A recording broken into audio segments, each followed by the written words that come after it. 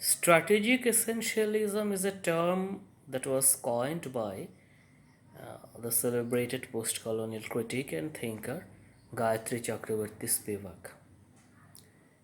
We have to first understand what is essentialism, in a rather summary fashion. Essentialism is to uh, categorize a community or an identity on the basis of arbitrary and general characteristics. It will be easier to understand if I give some examples. If we say, for example, Pakistan is a talkative by nature, or men are aggressive, or such and such people are more prone to terrorism. These are all essentialisms actually, and all of these are by and large untrue. Each individual in a given community has his or her own special inclinations, special natures, special characteristics, so we cannot essentialize. However, if we go on this way, you go on in this way, then we cannot achieve meaningful things, especially in terms of struggles for identity, or a struggle for selfhood, especially engaged by minority groups and fringe groups. For example, we can say gay liberation. So if the people who want gay liberation or liberation of gay sexuality, they keep on arguing that we cannot essentialize gays. Well, there are many types: metropolitan gays, non-metropolitan gays, linguistic varieties are there.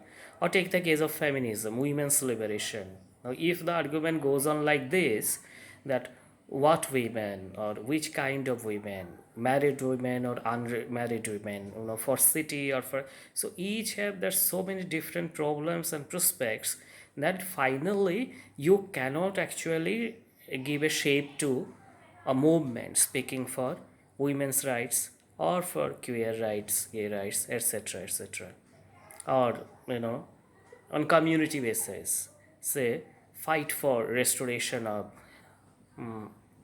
Bengali identity, Marathi identity. But if you keep puncturing this by asking what is Maratha, what is like that, then finally nothing meaningful can be achieved. So, for the purpose of success of the kind of liberation struggle or the kind of fight that you will put up, Spivak says that we have to accept certain essentialisms, at some point of time by the comrades of that group especially. So we have to if we are working for feminist rights, that yeah, women need liberation and such are women's needs which must be legislated and given like that.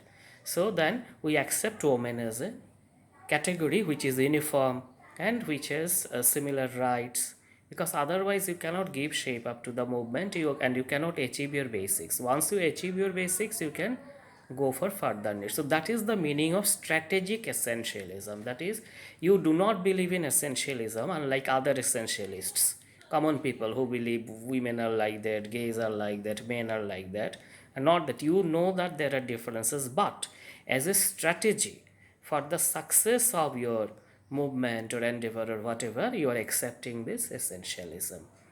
So that is why it is called strategic essentialism. So for example, exceptionalism is bad.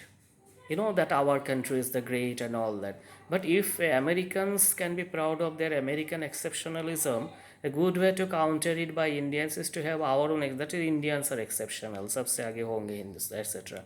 So but it has to be applied knowingly that we do not believe in essential superiority or inferiority of any nation, but to counter other competing nationalisms, we are employing this. This is, nationalism can be used as a strategic essentialism, for example. However, at this point, actually, Gayatri herself had a problem later. So she did not like the way her concept of strategic essentialism was appropriated and used for, this kind of means for mega groups, great groups, nationalist groups. So in the work called Other Asias, Actually, she, suggested that the term be withdrawn because it was being misused. I hope, anyway, that is another thing, but I hope you have understood what is strategic essentialism. Even if you haven't, may assume that you have understood. That is also another, strategic understanding. It's a simple thing. Terms are difficult, but the messages that are being given are not so difficult. These are more related to praxis. Thank you. Praxis means practice, I mean, not theory. Thank you. Have a nice time.